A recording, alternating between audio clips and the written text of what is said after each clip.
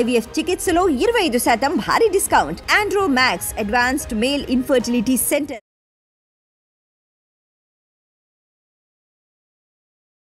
Hi hello నమస్తే welcome to our channel. నేను మీ శ్రీ అనుష.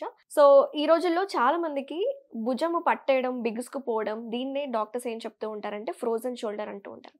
ఈ ఫ్రోజన్ షోల్డర్ వచ్చినప్పుడు ఏం చేయాలి, ఎలాంటి ట్రీట్మెంట్స్ మనకు అందుబాటులో ఉన్నాయి, అసలు ఎందుకు వస్తుంది, ఇలాంటి కంప్లీట్ డీటెయిల్స్ మనకు అందించడానికి ప్రెజెంట్ మనతో పాటు ఉన్నారు ప్రముఖ consultant arthroscopy and sports medicine surgeon doctor Pratap Parvathaneni గారు ఉన్నారు ఫ్రమ్ కిమ్స్ హాస్పిటల్స్ కొండాపూర్ నుంచి. మరి సార్తో మాట్లాడి కంప్లీట్ డీటెయిల్స్ తెలుసుకుందాం. నమస్తే అండి. నమస్తే అండి. ఎలా ఉన్నారు? బాగున్నానండి.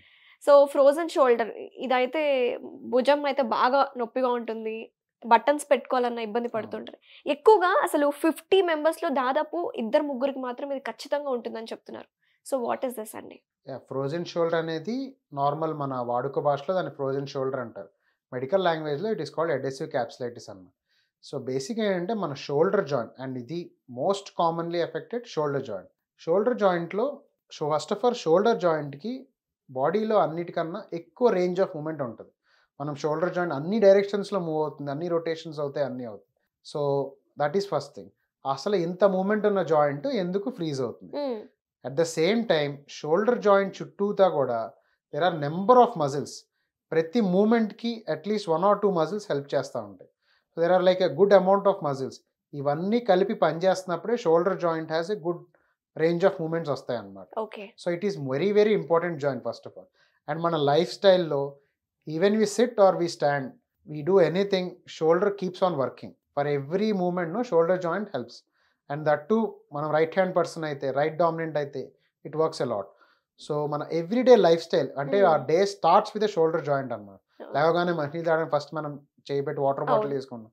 For brushing we use, for bathing we use, everything shoulder joint is like everyday starting thing. So ఇట్లాంటి జాయింట్కి కనుక ఎటువంటి ప్రాబ్లం కనుక వస్తే, ఈ ఫ్రోజన్ షోల్డర్ అలా వస్తే పేషెంట్స్ బాగా ఎఫెక్ట్ అవుతారు. వాళ్ళ డే లైఫ్ స్టైల్ అంతా ఇబ్బంది పడుతూ ఉంటారు. అది నెక్ వరకు కూడా రేడియేట్ అవుతూ ఉంటుంది అంటారు. అవునండి, నెక్ నుంచి షోల్డర్కి వస్తుందండి. సో ఇది మళ్ళీ డిఫరెన్స్. అసలు ఈ పెయిన్ నెక్ లోదా, సర్వైకల్ స్పైన్ దా, షోల్డర్ దా డిఫరెంట్ చేసినాం.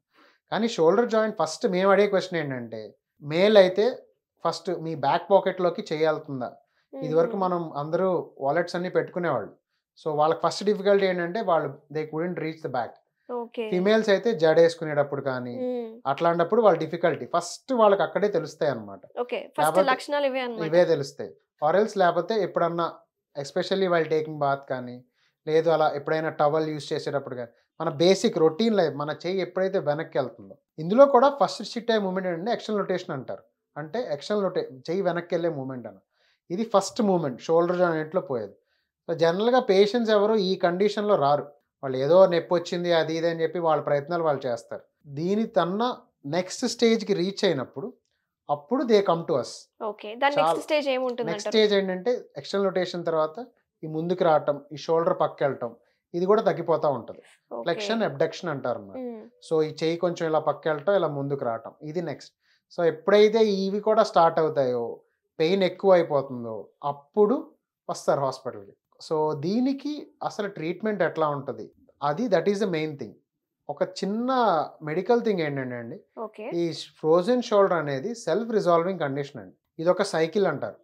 సో ఇది ఒక డిఫరెంట్ 8 స్టేజెస్ ఉంటాయి. ఆ స్టేజెస్ అన్ని వెళ్ళిపోయి మళ్ళీ నార్మల్కి వచ్చేస్తుంది. Even you don't do anything, it will come back to normal. అంటే మెడిసిన్స్ అవసరం లేదు, ఏమీ చేయకపోయినా వస్తాయి. కానీ that will take around 2 years ఈ సైకిల్. పేషెంట్ ఈ లోపల సరౌండింగ్ డ్యామేజెస్ అనేవి డెఫినెట్గా జరుగుతాయి. సో అందుకనే సివియర్గా ఉన్నప్పుడు, అందుకే మేము ఎవరికి వీళ్ళకి సర్జరీస్ చేయం ఫాస్ట్గా. ఫ్రోజన్ షోల్డర్ పీపుల్ చాలా కామన్గా, అండ్ డయాబెటీస్ ఉన్న వాళ్ళకి very very common of this frozen shoulder. చాలా కామన్. వాళ్ళు లైఫ్లో ఒక్కసారి ఈ స్టేజ్ని ఎన్కౌంటర్ అవుతారు for sure. That is due to their diabetes, metabolic thing.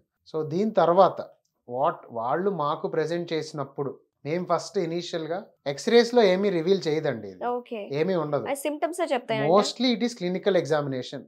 వాళ్ళే చెప్తారు మేము ఇది చేసుకోలేకపోతున్నాం, ఇది చేయలేకపోతున్నాము, చేయలేకపోతున్నాం, చిన్న సంచి కూడా తీసుకోలేకపోతున్నాను అట్లా. అండ్ మోస్ట్ కామన్గా డామినెంట్ హ్యాండ్కే వస్తుంది. రైట్ హ్యాండ్ అంటే రైట్ హ్యాండ్, లెఫ్ట్ హ్యాండ్ అయితే లెఫ్ట్ హ్యాండ్. సో చాలా తక్కువ కేసెస్లో రైట్ డామినెంట్ ఉన్నప్పుడు లెఫ్ట్ రావటం అట్లా ఉంటుంది. వాళ్ళు ఐడే యాక్టివిటీస్ చేసుకోలేరు. So okay. ఇట్లాంటి టైంలో పేషెంట్స్ ఏంటంటే వచ్చినప్పుడు మేము బెస్ట్ ఎక్స్రే తీపిచ్చాం, ఎంఆర్ఐ స్కాన్స్ కూడా ఏమీ తీపిచ్చాం. ఫస్ట్ వాళ్ళకి ఎగ్జామిన్ చేసి చెప్తాం. ఒక 6 వీక్స్ పాటు యాంటీ ఇన్ఫ్లమేటరీ మెడిసిన్స్ అయి పెట్టి డెఫినెట్గా ఫిజియోథెరపీ స్టార్ట్ చేస్తాం. ఓకే. చాలామంది 6 వీక్స్కే బెటర్ అవుతారు. లేదు ఒక 6 వీక్స్ కూడా బాగా సివియర్ కండిషన్ వాళ్ళకి ఫిజియోథెరపీ చేపించి అసోసియేటెడ్ ఇంజరీస్ ఏమైనా ఉన్నాయో అన్నది చూస్తాం. అప్పుడు ఒక ఎంఆర్ఐ స్కాన్ చేపిస్తాం. ఆ ఎంఆర్ఐ స్కాన్లో ఒకవేళ అసోసియేటెడ్ ఇంజరీస్ ఉంటే అసోసియేటెడ్ లిగమెంట్ టేర్స్ అంటారు, అవి ఉంటే అవి ట్రీట్ చేసుకుని దీనికి ఫిజియోథెరపీ చేస్తాం. ఎప్పటికైనా ఫ్రోజన్ షోల్డర్కి ట్రీట్మెంట్ ఫిజియోథెరపీ అండి, మెడిసిన్స్ అండ్ ఫిజియోథెరపీ అంతే. ఓన్లీ కొన్ని కండిషన్స్ బాగా సివియర్ కండిషన్ పేషెంట్ ఇంకా లైఫ్ స్టైల్ వాడిన అప్పుడు మేము ఆర్థ్రోస్కోపీ అని చిన్న క్యాప్సూల్ రిలీజ్ అని ఆర్థ్రోస్కోపిక్ డీకంప్రెషన్ అని చిన్న camera keyhole procedure camera induce చేసి ఎక్కడైతే ఇదంతా ఫ్రోజన్ అంటే అతుక్కుపోయి అడ్డెసిన్ అయిపోయింది, అడ్డెసివ్ క్యాప్సులేట్ అంతా అతుక్కుపోయి ఉంటాం అనమాట అడ్డెషన్. సో అదంతా మేము రిలీజ్ చేస్తాం, పేషెంట్ ఇమ్మీడియట్గా రిలీఫ్ వస్తుంది. బట్ ప్రైమరీగా ఇమీడియట్గా సర్జరీ అనేది ఎవరికి అడ్వైస్ చేయకూడదు కూడా. సో అది that is up to the patient అది. బట్